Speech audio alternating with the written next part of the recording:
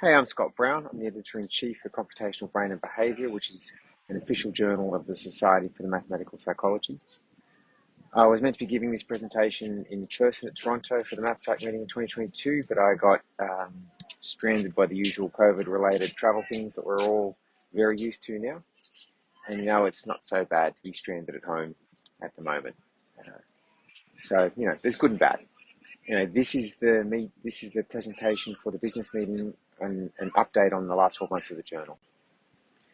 Quick history, we discussed this journal back in 2016 and 17 and then started publishing from 2018. So we've now published 4 full years on computational brain and behaviour. The 5th year is halfway through publishing now. Because of this, 4 years already sort of in the bag, we've got shifting goals. When the journal first started, like all journals, the main focus is on establishment. It's really easy for a journal to fail in the first few years. So the key focus in those first few years is just on getting things done and making sure you publish on time and on the amount that you said you'd publish, the number of issues and articles each year. We've done that. We've established the journal. It works and it's great. And so now we can shift to the next phase. The next phase is bigger and better. Now that the journal's established and got good support, we can work on making it broader, publishing more articles every year, and going for even higher impact. 2022 so far, we've already published the first 2 issues. There's 4 issues per year. These are some articles from the first 2 issues. You can find all the rest on the journal's website, of course. Issue 3 is prepared, but will be released in September. And issue 4, if everything goes to plan, will be a special issue. It's the one on inference in multi-level modeling. We have another special issue in the works for next year, but I'll give details of that in a few more months.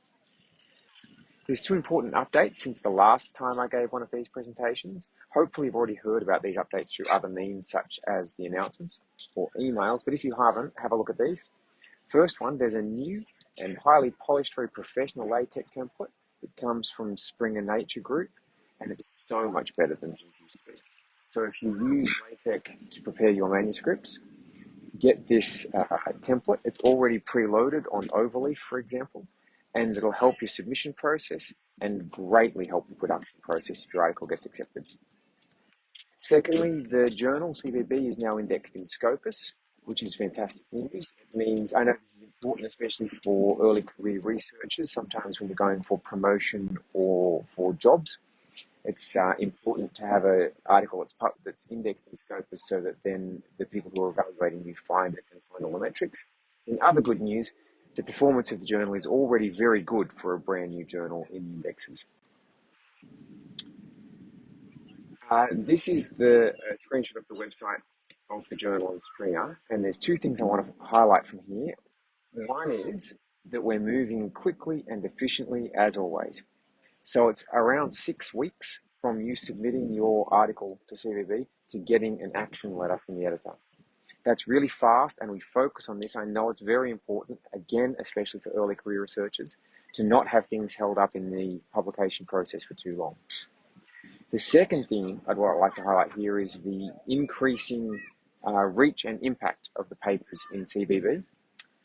We've got more full text downloads every year. There's growing readership, growing impact, and it's a great place for you to send your article. You get both fast and efficient editorial process as well as growing impact.